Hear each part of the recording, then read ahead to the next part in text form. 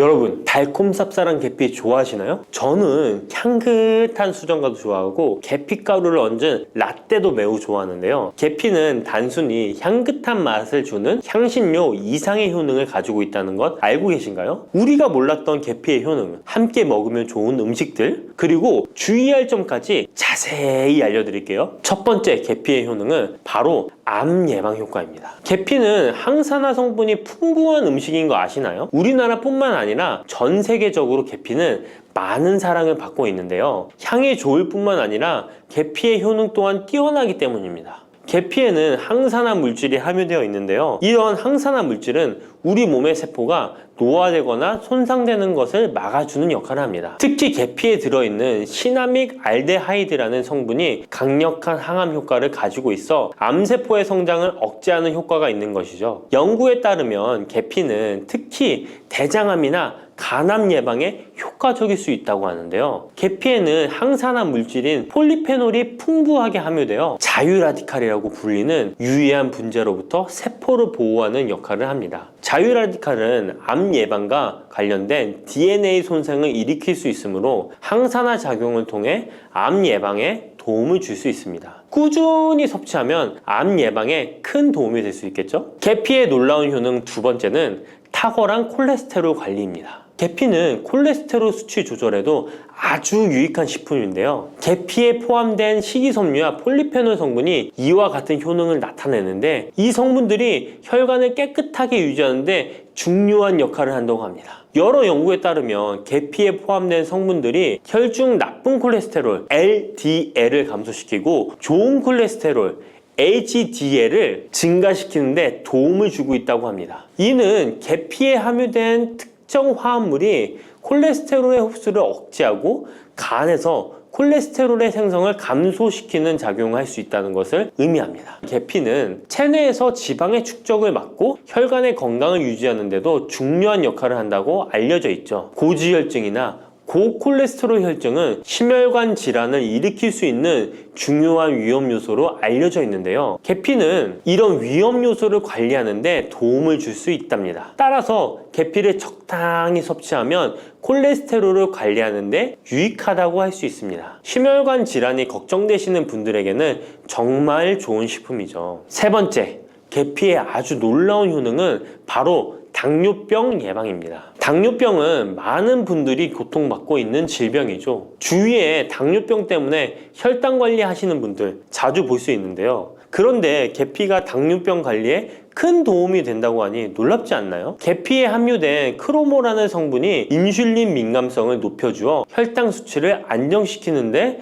도움을 줄 수 있다고 하는데요. 연구에 따르면 계피를 꾸준히 섭취한 사람들은 식후 혈당이 급격하게 상승하는 것을 막을 수 있다고 합니다. 또한 계피에 포함된 시네믹 알데하이드 성분이 인슐린 민감도를 높여주고 혈당 수치를 안정시키는데 도움을 준다고 알려져 있죠. 이 성분이 인슐린이 더 잘 작용하도록 돕기 때문에 혈당을 효과적으로 조절하는데 도움을 주는 역할을 할 수 있습니다. 우리나라보다 더 계피를 좋아하는 인도에서 계피 섭취와 대사증후군에 관련한 실험이 진행되었는데요. 인도 델리 학교에서 진행한 실험 연구에 따르면 대사증후군이 있는 116명을 두 그룹으로 나눈 뒤 16주간 한 그룹은 계피 추출물을 섭취하고 다른 한 그룹은 계피가루가 들어있다고 속인 가짜 약을 섭취하게 했는데요. 16주 뒤 확인했더니 계피 추출물을 먹은 그룹은 가짜 약을 먹은 그룹에 비해 대사증후군에 악영향을 주는 체중, 혈당, 콜레스테롤 등의 수치가 개선되었다고 합니다. 참으로 놀랍죠. 물론 계피를 꾸준히 섭취하는 것만으로도 당뇨병을 완전히 예방할 수 있는 것은 아니지만 식이요법에 포함시킬 수 있는 좋은 재료라는 점은 분명합니다. 네 번째,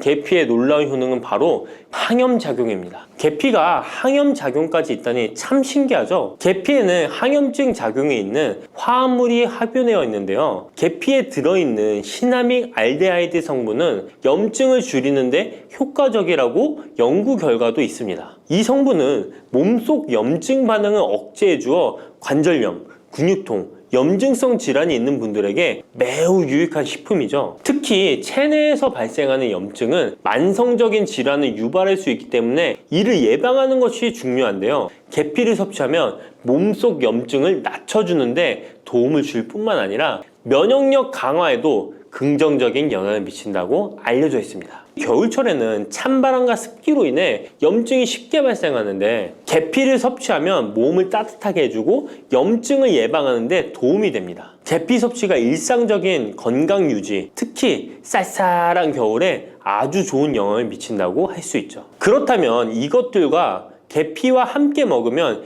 계피의 효능이 2배가 된다는데요.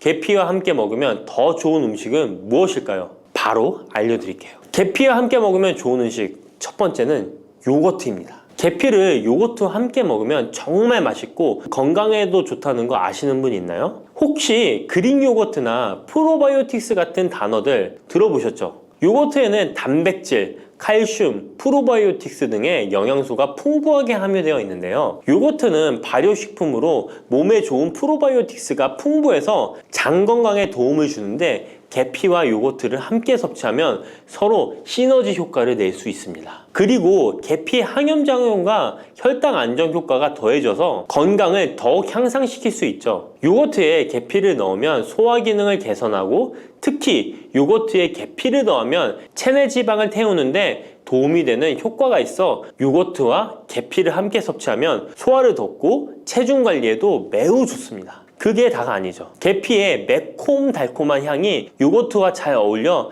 맛있게 즐길 수 있습니다. 요거트를 자주 드시는 분들은 꼭 한번 계피를 뿌려서 드셔보세요. 샐러드 드실 때 드레싱으로 요거트를 사용한 뒤 그 위에 계피가루 톡톡 뿌려서 드시는 것도 아주 좋은 계피와 요거트 활용법입니다. 계피와 찰떡궁합인 식품 두 번째는 사과입니다. 계피와 사과는 정말 잘 어울리는 조합인 거 아시나요? 사과에는 비타민C와 식이섬유, 항산화 성분이 풍부해서 면역력 강화와 소화에 도움을 주는 과일인데요. 계피는 당뇨병 예방과 관리에 도움을 주며 혈당 조절에 효과적인데요. 계피와 사과를 함께 먹으면 두 가지 재료의 장점이 더해져 더욱 효과적인 건강 관리가 가능하다는 것이에요. 그리고 이 두 가지가 만나면 체중 관리에도 큰 도움이 된다니 같이 안 먹을 이유가 없겠죠. 맛 또한 더욱 좋아지는데요. 계피는 사과의 달콤한 맛을 더욱 풍부하게 만들어주는데 서양에서는 디저트로 사과파이에 계피가루를 얹어 향긋하게 즐기는 게 유명하죠. 같이 섭취할 때는 사과에 계피를 뿌려서 간단히 먹거나 사과를 얇게 썰어 계피를 뿌려 먹으면 더욱 맛있고 건강한 간식이 될 수 있다는 것 기억해 주세요. 세 번째, 계피와 먹으면 좋은 음식은 바로 커피입니다. 계피와 커피는 정말 좋은 궁합을 자랑한다는 거 아셨나요? 커피는 카페인 덕분에 활력을 주는 음료인데요. 커피의 쓴맛이 사람마다 호불호가 갈릴 수 있습니다. 그런데 계피를 커피에 넣으면 그 쓴맛이 부드럽게 변화하면서 더 풍부하고 깊은 맛을 느낄 수 있는데요. 계피가 커피의 쓴맛을 부드럽게 감싸주기 때문에 커피를 마시는 동안에 입안에 더 부드러운 느낌을 주게 되는 것이죠. 계피는 항염증 효과와 항산화 효과가 뛰어나서 커피와 함께 마시면 건강 효과도 한층 더 올라가는데요. 커피 자체에도 많은 항산화 물질이 포함되어 있는데 계피 역시 강력한 항산화 성분을 가지고 있기 때문에 둘을 합쳐 마시면 체내 염증을 줄여주고 세포를 보호하는 효과를 볼 수 있는 것이에요. 계피와 커피를 함께 마실 때 또 다른 장점이 있는데요. 그건 바로 혈당 조절에 있습니다. 커피는 그 자체로 혈당을 빠르게 올리는 경향이 있는데요. 계피가 이 과정을 완화시켜주면서 커피를 드실 때 혈당이 급격하게 상승하는 것을 방지할 수 있습니다. 그래서 당뇨가 있으신 분들께도 이 두 음료의 조합은 매우 추천드립니다. 그렇다면 계피와 커피는 어떻게 함께 먹는 게 좋을까요? 계피와 커피를 함께 즐기기 위한 가장 간단한 방법은 계피가루를 커피에 넣는 것인데요. 커피가 다 내려준 후 4분의 1티스푼의 계피가루를 넣고 잘 저어주면 계피의 향이 커피와 자연스럽게 어우러져 향긋한 커피 한 잔을 만들 수 있습니다. 계피를 너무 많이 넣으면 커피의 맛이 너무 강해질 수 있으니 적당량을 넣어주는 것 잊지 마세요. 또한 계피 스틱을 사용해 커피를 우려내는 방법도 있는데요. 커피를 내린 후에 계피 스틱을 커피에 넣고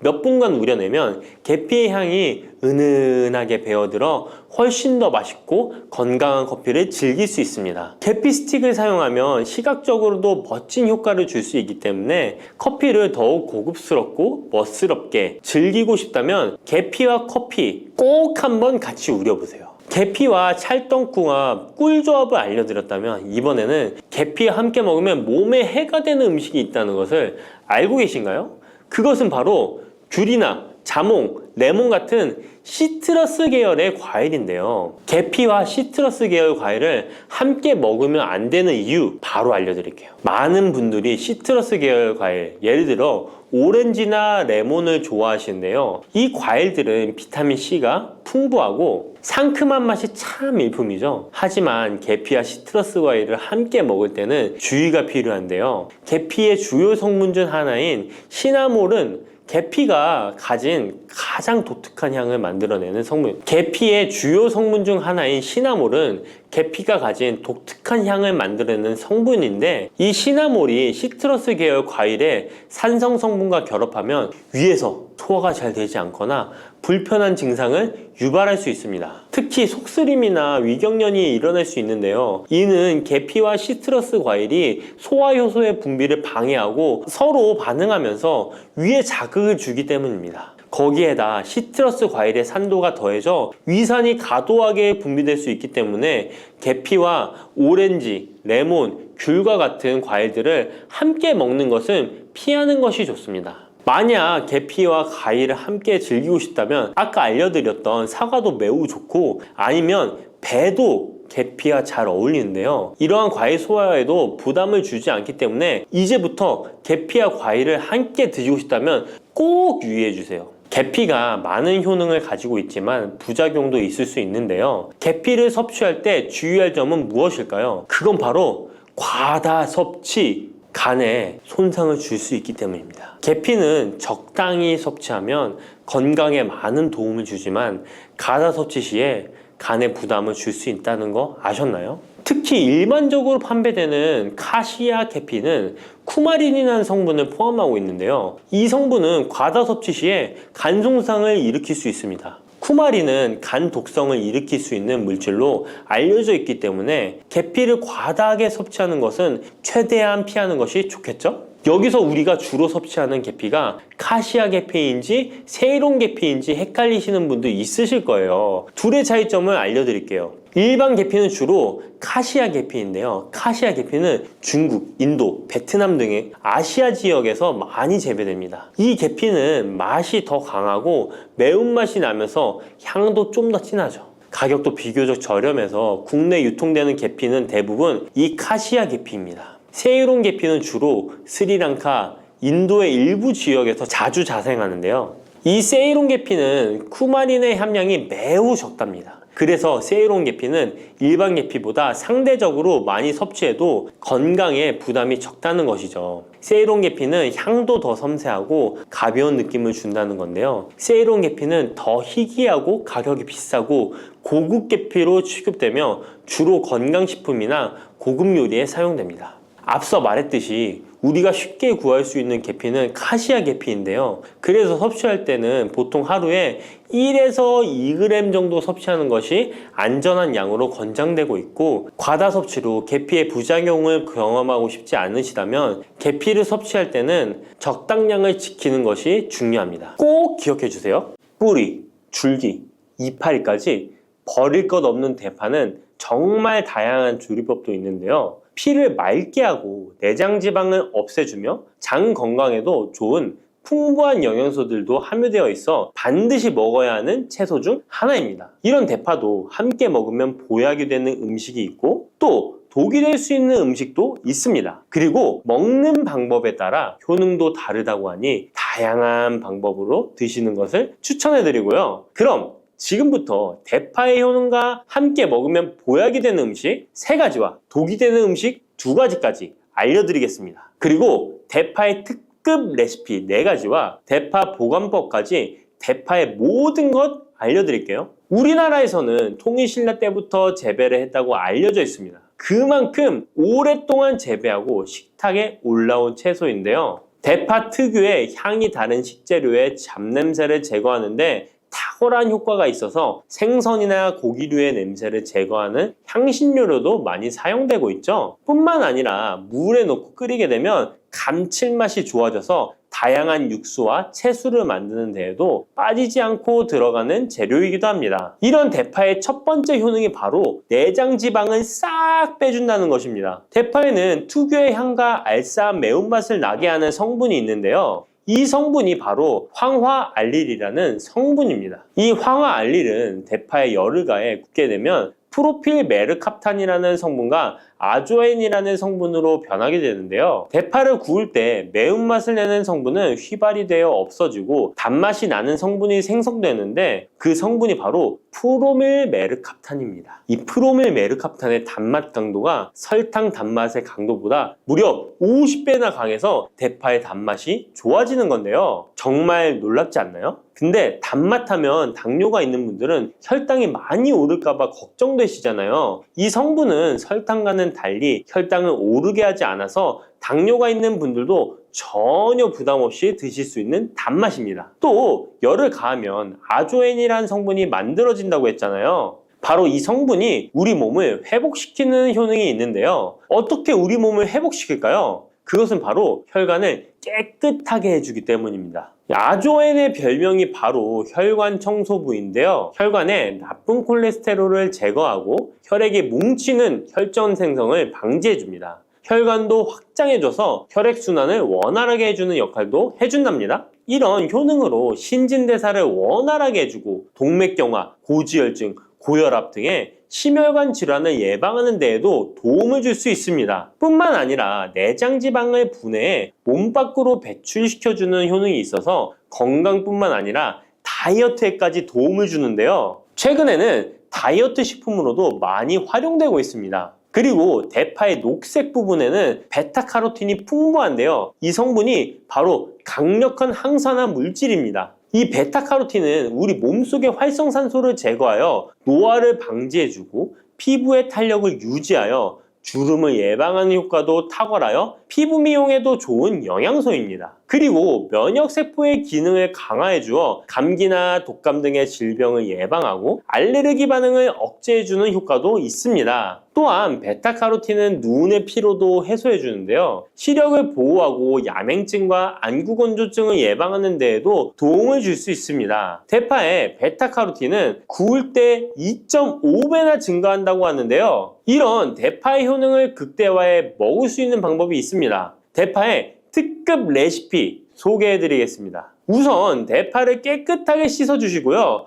5cm 정도로 잘라주십니다. 대파를 반으로 갈라주셔도 되고 그냥 사용하셔도 됩니다. 기름을 두르지 않은 팬에다가 대파를 올려서 구워주시는데 앞뒤로 골고루 약간 탄 것 같이 잘 구워줍니다. 이제 장을 만들어 줄 건데요. 물을 2컵 넣어주시고요. 간장을 반 컵 넣어줍니다. 그리고 고춧가루와 참기름을 1스푼씩 넣어줍니다. 이렇게 넣고 한번 끓여주시고 다 끓고 나면 식초를 반 스푼 넣어주시면 됩니다. 이렇게 만들어진 양념장을 구운 파를 넣은 그릇에 붓고 하루 정도 숙성시켜 드시면 됩니다. 물론 바로 드셔도 되지만 숙성시켜 드시면 더욱 맛있는 대파 요리를 드실 수 있습니다. 그리고 대파에서 대파의 뿌리는 특히 채소와 육수를 만들 때 많이 사용하는데요. 대파의 뿌리에는 알리신이라는 성분이 풍부하게 함유되어 있습니다. 이 알리신은 우리 몸을 따뜻하게 해주고 열을 올려주는 역할을 하고 혈액순환을 원활하게 해줘서 신경을 안정화시켜주기도 하는데요. 이렇게 신경을 안정시켜주는 효능으로 불면증도 완화해주어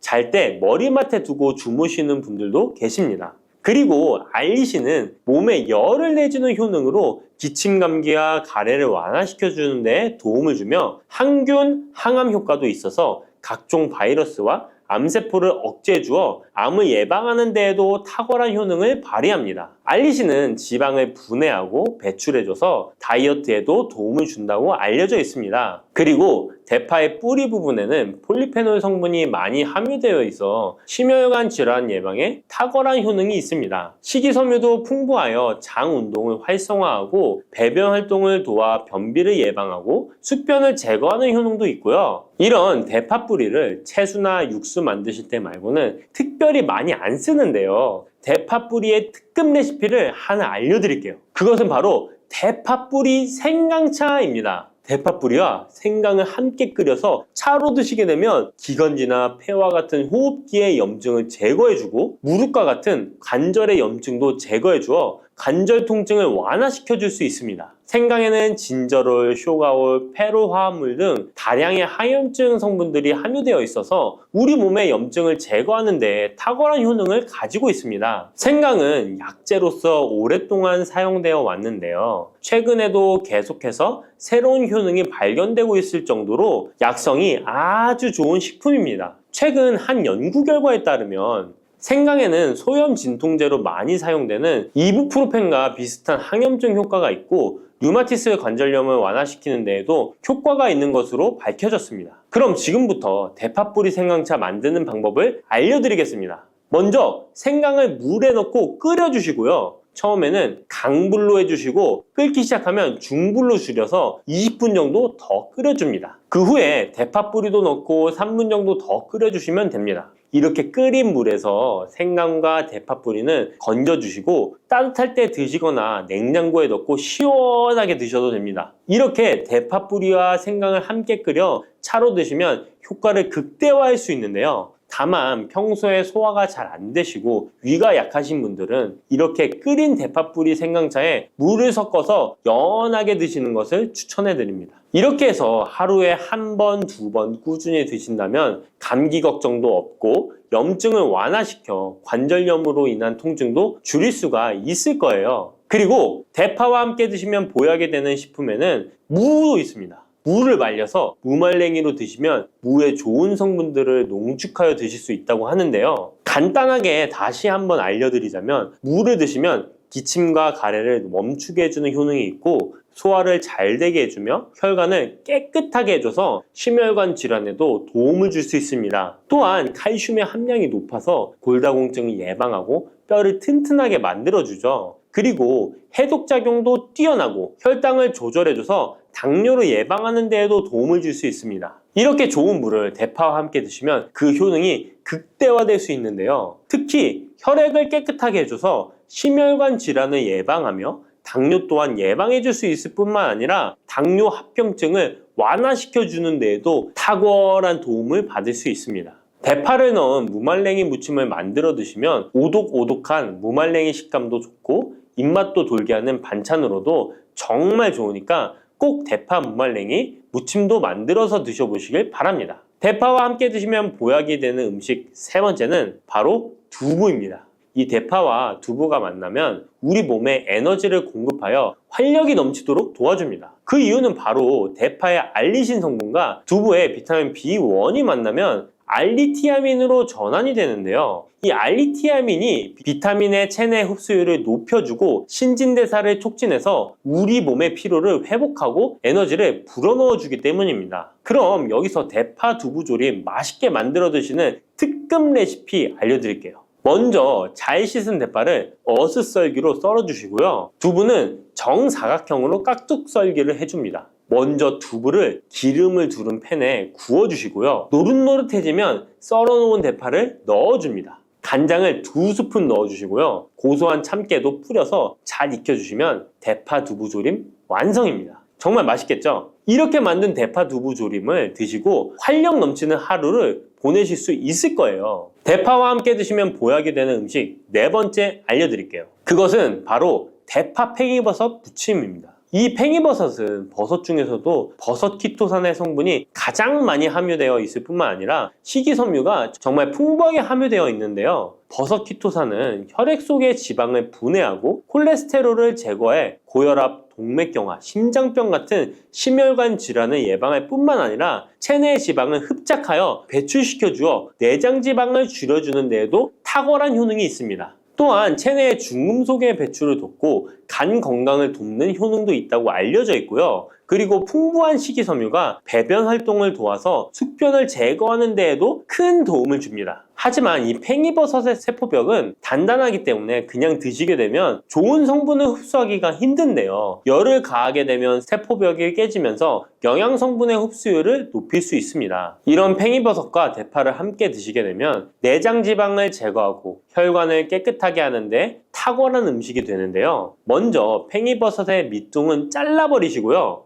팽이버섯을 적당한 크기로 잘 썰어줍니다. 그리고 흐르는 물에 잘 씻어줍니다. 그리고 대파는 어슷썰기로 잘게 썰어주시고요. 적당한 용기에 계란을 풀어주세요.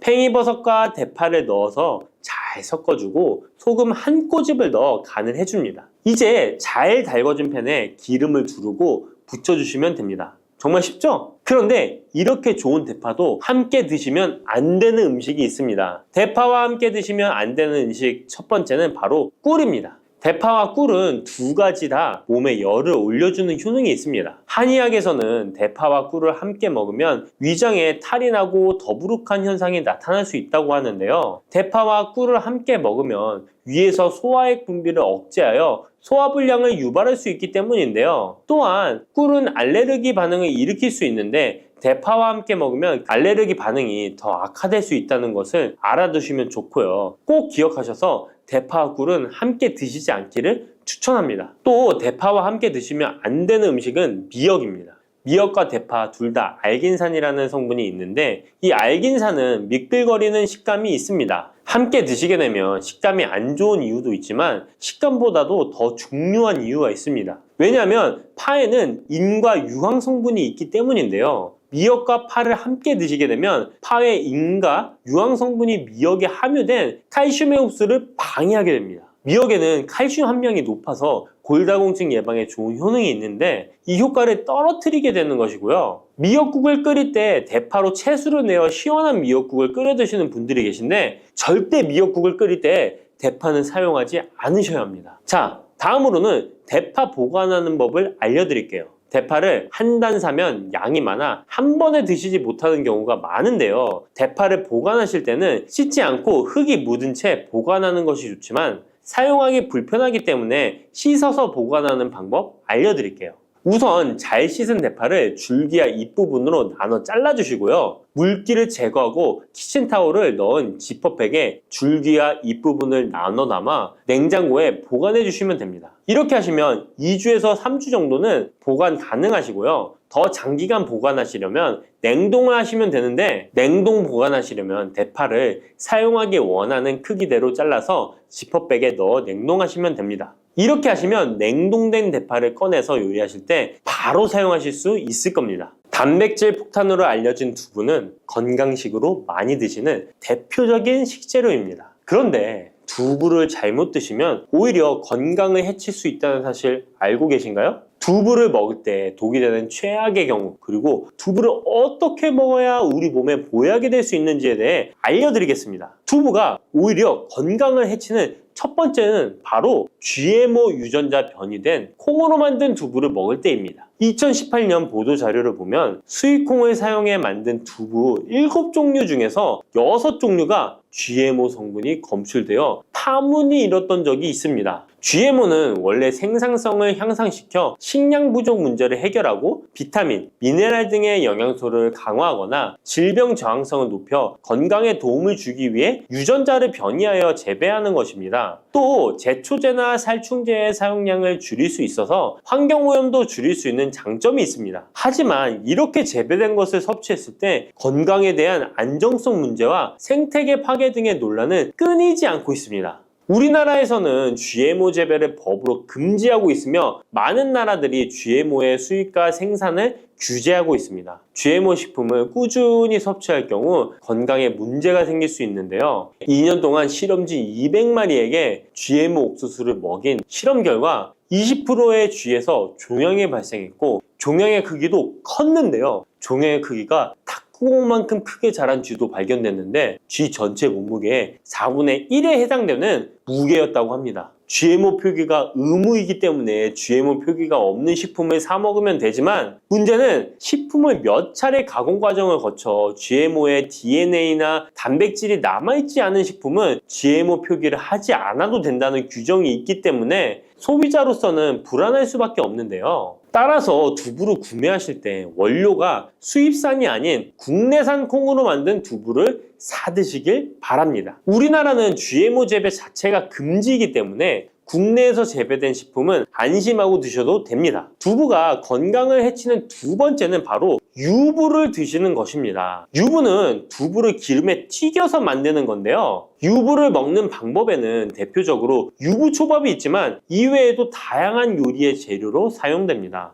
유부의 고소한 맛과 부드러운 식감 때문에 다양하게 사용되지만 건강에 해로울 수 있으니까 주의하셔야 됩니다. 두부를 기름에 튀겨 만든 유부는 칼로리가 높아질 뿐만 아니라 트랜스 지방이 생성됩니다. 트랜스 지방은 혈관 내 콜레스테롤을 증가시키고 심혈관 질환의 위험을 증가시킵니다. 이로 인해 대사증후군과 뇌 기능에도 영향을 미쳐 인지력, 학습 능력을 감소시키는 부작용을 일으킬 수 있습니다. 유부를 아예 드시지 말라는 게 아니라 맛이 좋고 간단하게 식사 대용으로 드실 수 있는 유부만 맛이 좋고 간단하게 식사 대용으로 드실 수 있는 유부지만 과하게 드시지 않고 적절히 드시면 좋겠죠? 세 번째, 두부를 드실 때 주의할 점은 시금치와 함께 드시면 안 된다는 것입니다. 시금치는 철분이 풍부하게 함유되어 있어 빈혈 예방에 효과적으로 알려져 있습니다. 또한 비타민 A, 루테인, 제아잔틴 등의 영양소가 풍부하여 눈 건강 증진에 탁월한 효능이 있고 마그네슘, 비타민 K 등이 풍부해서 뼈 건강 증진에 효과적인 것으로 알려져 있습니다. 그러나 문제는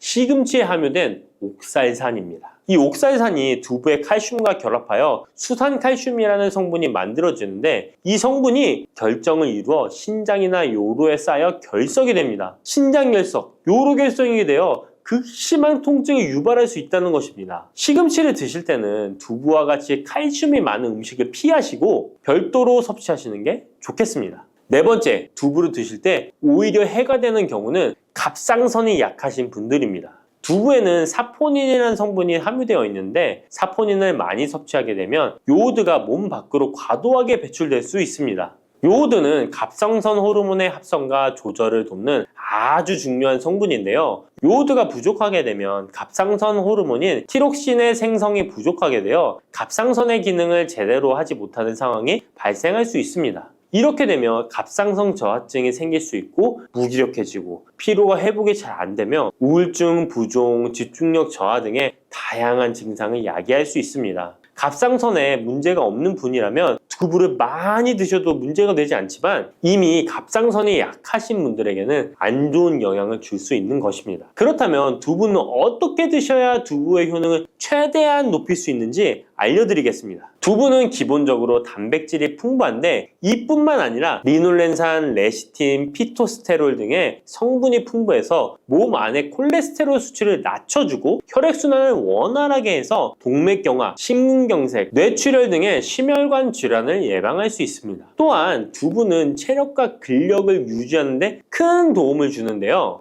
바로 두부의 풍부한 단백질 때문이죠. 근육은 매일 일정량이 새로운 근육으로 대체되기 때문에 매일 단백질을 공급해줘야 되는데요. 우리 몸에 단백질을 공급해주기 위해 정말 유용한 음식이 두부인 것이죠. 또한 두부에는 콜린이 풍부한데 콜린은 알츠하이머성 치매를 예방하는데 탁월한 효능을 발휘하게 됩니다. 두부는 탈모 예방에도 도움이 되는데요. 머리카락의 원료인 단백질을 보충하는데 도움이 될 뿐만 아니라 이소플라본이 풍부해 남성 호르몬을 조절해줍니다. 따라서 호르몬성 탈모 예방에 도움을 줄 수 있는 것입니다. 또한 두부는 건강에 장수하는 데 도움이 되는데요. 많은 과학자들의 연구 결과 건강하게 장수한 사람들의 특징이 식물성 단백질을 꾸준히 섭취했다는 사실을 발견했고 동물성 단백질을 식물성 단백질로 바꿔 섭취했을 때 사망의 위험성이 낮아진다는 연구 결과도 있습니다. 이러한 효능이 극대화가 되려면 소화 흡수가 잘 되어야겠죠. 두부 중 소화 흡수가 가장 잘 되는 것이 바로 순두부입니다. 순두부는 일반 두부와 마찬가지로 비질을 분리한 콩물에 응고력이 약한 응고제를 넣어 만든 것인데요. 그렇기에 훨씬 부드럽고 소화 흡수가 잘 되는 형태가 되는 것입니다. 하지만 단점은 일반 두부보다 단백질, 섬유질 등의 영양 성분의 함량이 떨어지는데요. 이런 단점을 보완하기 위해 계란과 함께 드시면 좋은 대안이 될 수 있어요. 순두부찌개에 계란이 들어가 있는 것이 맛뿐만 아니라 영양적으로도 찰떡궁합인 것이죠. 순두부와는 식감이 완전히 다른 쫄깃한 두부면이 요즘 인기가 높아지고 있는데요. 밀가루를 대체할 수 있는 다이어트 식품으로 많이 알려지고 있습니다. 다양한 면 요리에 사용되는데 단순히 두부를 면 모양으로 만든 것이 아니라 일반 두부보다 단백질의 함량이 2배 정도 높아서 건강에 더욱 좋은 식품입니다. 두부에서 수분을 빼고 응축시켜 만들기 때문에 같은 무게당 영양 성분의 함량이 높아지는 것입니다. 두부는 양배추와 함께 드시면 좋은데요. 두부는 단백질이 풍부하지만 비타민C와 섬유질이 부족한데 양배추와 함께 드시면 모든 영양소를 골고루 섭취할 수 있게 되는 것입니다. 또 귀리를 넣은 잡곡밥과 함께 드시면 좋은데요. 귀리에 풍부하게 함유된 식이섬유와 베타글루칸과 두부의 단백질, 칼슘을 충분히 섭취할 수 있는 것입니다. 두부는 그리고 미역과 김, 다시마와 같은 해조류와 함께 드시면 좋은데요. 이런 해조류와 함께 드시게 되면 두부의 단백질을 흡수하는데 극대화가 되고 두부의 사포닌으로 인한 요오드 배출을 해조류의 풍부한 요오드 성분이 상쇄시켜 줄 수 있는 것입니다. 두부와 함께 먹으면 좋은 음식으로는 토마토가 있습니다. 토마토에는 라이코펜이라는 강력한 항산화 성분이 함유되어 있어서 세포의 노화를 방지하고 활성산소를 제거하여 혈관을 건강하게 보호하며 암을 예방하는 효능도 있습니다. 두부와 토마토 그리고 계란까지 함께 살짝 볶아 드신다면 풍부한 영양 성분을 섭취할 뿐만 아니라 암 예방과 체중 감량에도 좋고 피부 미용에도 탁월한 효능을 누릴 수 있습니다. 달콤하면서도 신맛이 나고 약간은 쓴맛과 짠맛까지 느껴지는 아주 신비로운 열매 무엇인지 아시나요? 아시는 분들은 많으시죠? 바로 오미자입니다. 오미자는 5가지 맛이 난다고 해서 붙여진 이름이죠. 이 오미자가 우리 건강에 얼마나 큰 도움을 주는지 아시는 분 있으신가요? 여름에 오미자차를 많이 즐기지만 사실 그 효능은 생소한데요. 이 오미자가 우리 몸에 큰 도움을 준다는데 이 열매가 어떤 효능이 있고 또 어떤 음식과 잘 어울리는지 하나하나 알아보도록 할게요. 오미자는 우리나라뿐만 아니라 중국과 일본에서도 오랫동안 약재로 사용되어 온 열매인데요. 이름에서 알 수 있듯이 신맛, 단맛, 쓴맛, 짠맛, 매운맛 이렇게 5가지 맛이 난다고 해서 오미자라고 불린답니다. 주로 산속 깊은 곳에서 자라는 동굴식물의 열매로 늦여름에서 초가을 사이에 수확을 하죠. 오미자의 많은 효능 중에 가장 유명한 건 기관지에 좋다는 건데요. 오미자가 어떻게 우리의 기관지를 보호하는지 바로 알려드릴게요. 요즘 미세먼지나 환절기, 건조한 날씨 때문에 기관지가 불편한 분들 많으시죠? 기침이 자주 나고 목이 따갑거나 가래가 끓는 느낌이 드신다면 기관지가 약해져 있을 가능성이 큰데요. 이럴 때 오미자가 효과가 좋다는 거 알고 있으신가요? 오미자에는 쉬잔드린과 고미신이라는 성분이 풍부하게 들어있는데요. 쉬잔드린은 주로 기침 억제와 거담 작용을 통해 기관지 건강에 도움을 줄 수 있는 성분입니다. 거담 작용이란 기관지 내의 가래를 제거하는 것을 말하는 것이고 또한 기침 반사를 억제하여 과도한 기침을 완화시키는 데 도움을 주는데요. 특히 만성 기침이나 기관지염과 관련된 기침 증상을 완화시키는데 탁월한 효과를 보입니다. 또 이 성분들은 기관지 점막을 보호하고 염증을 줄여주는 역할도 해주는데요. 쉽게 말해서 기관지 점막을 튼튼하게 만들어서 외부 자극으로부터 보호해주는 것이죠. 오미자는 기관지 확장 효과도 가지고 있는데요. 기관지가 좁아지면 숨쉬기가 답답하고 가래가 쉽게 끼게 되는데 오미자가 기관지를 확장해주면서 원활한 호흡을 도와주는 것입니다. 그래서 천식이나 만성 기관지염이 있는 분들에게는 최고의 식품인 것이죠. 특히 가래가 끈적하고 잘 나오지 않을 때 오미자차를 따뜻하게 마셔주면 한결 편해지는 것을 느낄 수 있습니다. 이렇게 기관지 건강을 지켜주는 오미자, 정말 대단하죠? 오미자의 놀라운 효능 두 번째는 당뇨 예방입니다. 현대인들에게 점점 더 흔해지고 있는 질환 중 하나가 바로 당뇨인데요. 당뇨병은 한 번 걸리면 평생 관리해야 하는 질환이기 때문에 예방이 무엇보다 중요한 거 다 아시죠? 그런데 오미자가 당뇨 예방에 아주 좋은 역할을 한다는 사실 알고 계셨나요? 오미자는 혈당을 조절하는데 도움을 주는 식품인데요. 이는 아까 알려드렸던 오미자에 포함된 시잔드린이라는 성분과 항산화 성분 덕분입니다. 이 성분은 인슐린 저항성을 낮춰주고 혈당을 안정적으로 유지하는 데 도움을 주는데요. 쉽게 말해 혈당이 갑자기 확 오르는 것을 막아준다는 것이죠. 또한 오미자는 췌장의 기능을 강화하는 데도 효과적인데요. 오미자에는 항산화 물질인 폴리페놀이 풍부하게 함유되어 있다는 거 아셨나요? 항산화 물질은 췌장을 포함한 신체 조직을 산화 스트레스로부터 보호하고 췌장의 건강을 유지하는 도움을 주는데요. 췌장은 우리 몸에서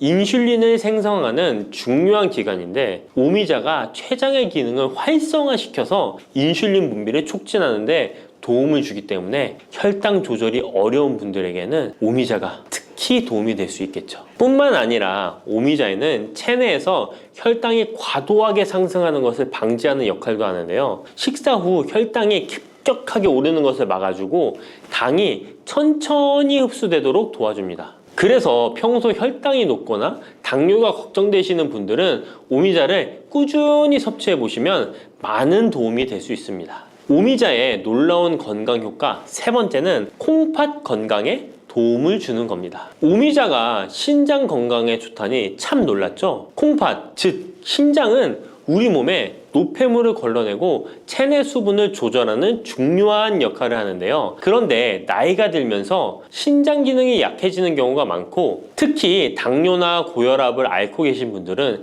신장 건강을 더욱 신경 써야 하는 거 다 아시죠? 이때 도움을 줄 수 있는 것이 바로 오미자인데요. 오미자는 신장의 기능을 보호하고 강화하는데 도움을 주는 약재로 오래전부터 사용되어 왔습니다. 한방에서도 신장 기능이 약해져서 몸이 자주 붓거나 소변을 자주 보게 되는 증상에 오미자를 처방하곤 하는데요. 오미자는 신장의 혈액순환을 원활하게 하고 신장이 제 기능을 할 수 있도록 도와줍니다. 오미자에는 고미신이라는 성분이 들어있는데요. 오미자의 고미신 A, B, N 성분은 항염 효과가 뛰어나 신장의 염증 반응을 줄이는 데 도움이 됩니다. 신장의 염증을 억제하면 단백뇨와 같은 증상이 완화될 수 있으며 또한 오미자는 이뇨작용을 촉진하여 신장이 원활하게 노폐물을 배출하도록 도와주니 신장 건강을 지키는데 도움이 되는 것이죠. 오미자는 체내 수분 밸런스를 조절하는 데도 좋은데요. 몸이 자주 붓는다면 오미자를 꾸준히 섭취하는 것이 도움이 될 수 있습니다.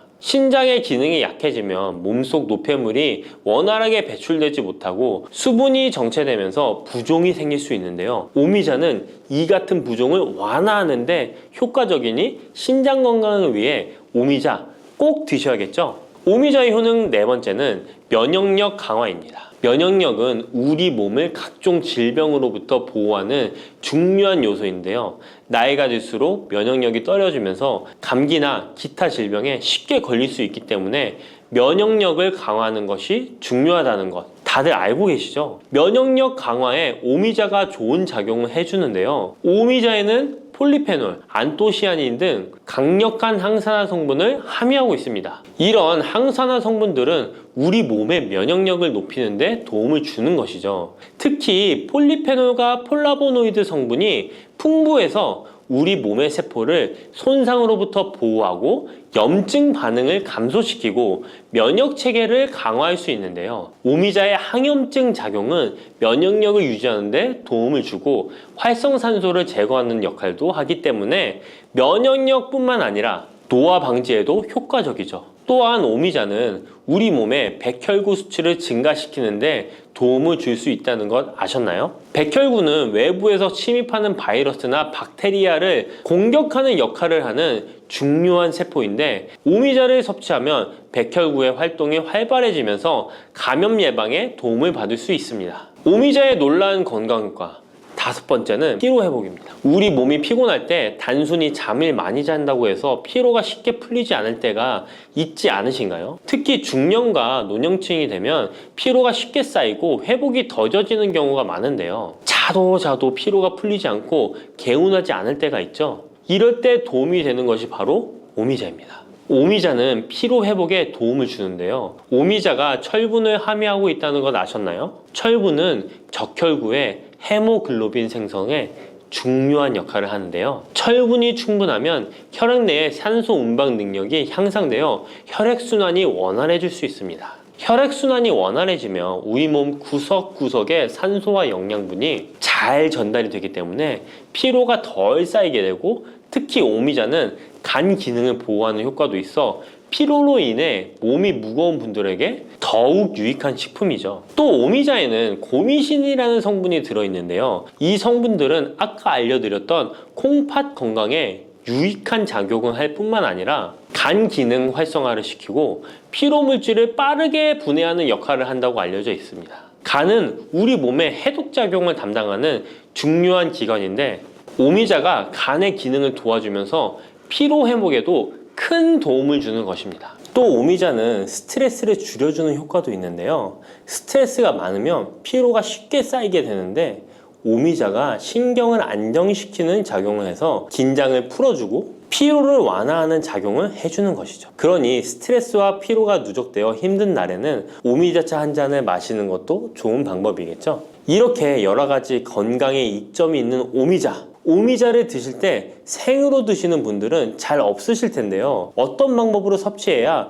몸에 200% 이득이 되는지 오미자 섭취 방법 바로 알려드릴게요. 오미자를 가장 쉽게 섭취하는 방법은 찬물에 우려 마시는 건데요. 오미자를 뜨거운 물에 넣고 끓이면 끓일수록 꿀이나 스테비아를 넣어서 맛을 조절하면 됩니다. 따뜻한 오미자차도 좋지만 냉침으로 천천히 우려내면 색도 더욱 예쁘고 맛도 깔끔한데요. 여름철에는 시원하게 즐길 수 있어서 더욱 좋은 오미자차, 여름철에는 시원하게 즐길 수 있어서 더욱 좋은 오미자 냉침차 만드는 방법 알려드릴게요. 준비 재료는 간단한데요. 말린 오미자 30g, 물 500ml, 꿀 또는 레몬입니다. 만드는 방법은 말린 오미자는 한번 가볍게 헹궈 불순물을 제거해 준 뒤에 깨끗한 물 500ml에 오미자를 넣고 냉장고에 12시간 이상 우려주는 건데요. 참 쉽죠? 시간이 지나면 붉은 빛을 띠면서 오미자 특유의 새콤달콤한 맛이 우러나오는데요. 원하는 농도에 따라 더 오래 우려내도 좋습니다. 여기에 단맛이 필요하면 꿀을 넣고 상큼한 맛을 더하고 싶다면 레몬을 띄워보세요. 맛이 한층 더 업그레이드 된답니다. 이렇게 만든 오미자 냉침차는 여름철에 얼음을 넣어 마시면 더운 날씨에 지친 몸을 개운하게 해주니까 여름철 한번 만들어 보세요. 오미자는 강한 신맛이 있어서 단맛이 나는 음식과 잘 어울리는데요. 요구르트와 함께 먹으면 더욱 맛있고 건강하게 즐길 수 있습니다. 상콤하고 달콤하면서도 건강에 좋은 오미자 요구르트 만드는 방법 알려드릴게요. 준비 재료는 간단한데요. 말린 오미자 10g, 물 150ml, 플레인 요구르트 1컵, 꿀 또는 올리고당 하나에서 2큰술입니다. 만드는 방법은 먼저 말린 오미자를 물 150ml에 넣고 냉장고에 12시간 이상 충분히 우려주세요. 이때 뜨거운 물이 아니라 찬물에 우려야 영양성분이 더 잘 추출됩니다. 이렇게 냉침으로 우려낸 오미자는 체에 걸러 즙만 따로 준비해주세요. 플레인 요구르트 1컵에 오미자 냉침 액기스를 넣고 잘 섞어줍니다. 신맛이 강하다면 꿀이나 올리고당을 하나에서 2큰술 넣어 맛을 조절해주세요. 이렇게 하면 새콤달콤한 오미자 요구르트가 완성됩니다. 아침에 가볍게 먹거나 간식으로 챙겨 드시면 장 건강에도 도움이 되고 피로 회복에도 좋으니 꼭 해 드셔보세요. 세 번째로 소개해 드릴 것은 오미자청인데요. 오미자청은 오랫동안 보관할 수 있어서 언제든지 쉽게 차로 만들어 마실 수 있습니다. 또한 청을 이용해서 다양한 음식에도 활용이 가능한데요. 오미자청 만드는 방법도 알려드릴게요. 준비 재료는 말린 오미자차 400g 혹은 냉오미자 500g, 설탕 또는 비정제 설탕 500g 또는 꿀 400g, 유리병입니다. 만드는 방법은 말린 오미자일 경우 오미자를 깨끗이 씻은 후에 물에 30분 정도 불려준 뒤 체에 받쳐 물기를 제거한 후에 유리병에 오미자를 담아주세요. 생 오미자는 잘 세척 후 바로 유리병에 담아주세요. 오미자와 설탕 또는 꿀을 넣어 충분히 잘 섞어줍니다. 그 다음 뚜껑을 닫고 상온에서 2에서 3일 정도 숙성시킨 후 냉장고에서 2주 이상 보관하면 오미자청이 완성됩니다. 오미자청은 물에 타서 차로 마셔도 좋고 탄산수에 넣어 에이드처럼 즐겨 마셔도 맛있는데요. 또한 오미자청과 레몬즙을 활용해서 샐러드 드레싱으로도 활용할 수 있습니다. 만드는 방법도 어렵지 않고 활용 방법도 많으니 한번 집에서